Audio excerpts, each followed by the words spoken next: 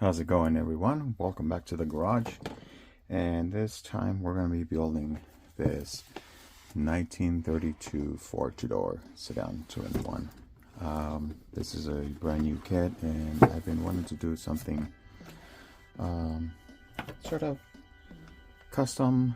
I've been looking online and have been trying to get some references on what I want to do with this, and I have I started working on this. So if you guys know these kits, you guys know that you guys can lower the chassis or the suspension by just doing a couple of holes here and here. If you guys can see, usually it's pretty high, but if you drill a couple of holes in the center, and that gives you that lower stance. And then for the front suspension, I cut the leaf springs that go from here. You know how there's the arc that goes this way, the leaf springs. So I cut them up and carefully did a couple of measurements, and that just pretty much lowers it. Obviously it's not going to be like perfect, but if you see that, that's how low it's going to be. And you get your radiator cover and it clears it, so it's going to be pretty low. The wheels, I have been thinking of using the wheels that comes with the kit, so that's how it's gonna look. So the wheel is gonna be almost hitting the top section of this fender, or the body I should say, but we'll see how that works out. But the front, it clears pretty well. And here are the front ones, and you know, your big ones and smaller ones. I'm gonna go through my spare box and see if I have any other wheels. I kind of like these wheels, so I think it'll look pretty good. It's gonna be a solid color, not sure what color. I have to look at my my paint and see what I got, and go from there. Alright, let's go ahead and put some of these parts together, get it all primer, and we'll be back. Alright, so we got this pretty much painted. For some reason I deleted the video where I had my the car in primer, so don't know what happens, but it happens. So we're just gonna go ahead and go with it. So we went ahead and painted the interior, so it's gonna have this leather brown. So I think it goes pretty well with the blue. As I said earlier, I was going to do some type of like a custom paint job, like a candy, but after looking online and I saw some other cars similar, I saw this blue on this car, and I was like, oh, that looks pretty neat. Obviously I'm not gonna replicate that car, but this is gonna be my own version. So it's pretty much done. The interior, it's done. Dash, so pretty much it's ready to go. So when I get a little bit of chance, I'll start gluing everything, and it's not going to be glossy, it's going to be semi-gloss, just because the one I saw online, it was glossy, but now that I'm doing with the black accent, I think it'll look pretty good.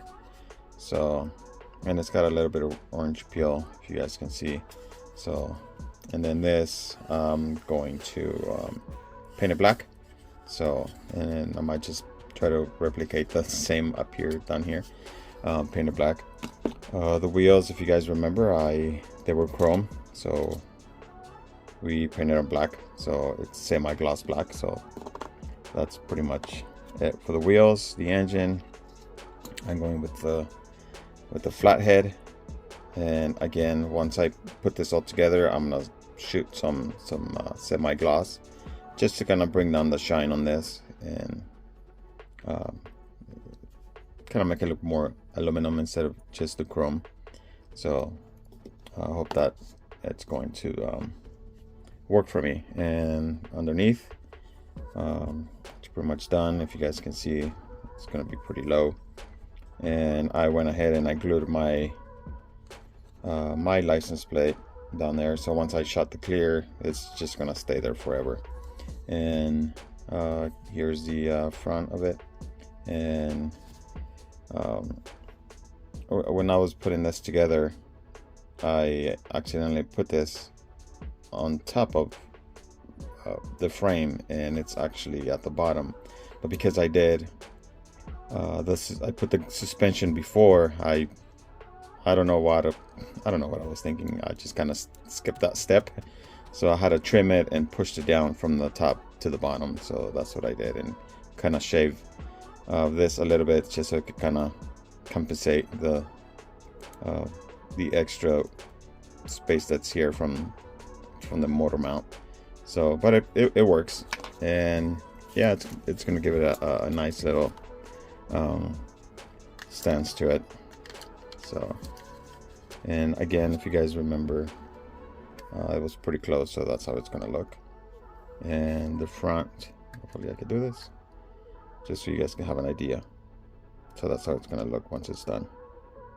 Hopefully, fingers crossed, right? All right, guys, let me go ahead and stop this real quick, and for you guys will be a second, but for me it will be a couple of days. All right. Well, we finally completed. It's done, complete, out of the way. If I can honestly say, this thing gave me so much trouble. I got a few headaches, I'm not gonna lie. If you guys remember, we went ahead and we were gonna do a semi-gloss clear, right? So what we did is we semi-clear the bottom of it. So we put everything together and we clear coat it, and everything turned out to be pretty good.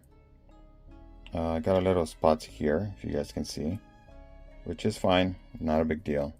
I'm not gonna stress over it. It's not a perfect model. It will never be perfect. I will never build a perfect kit.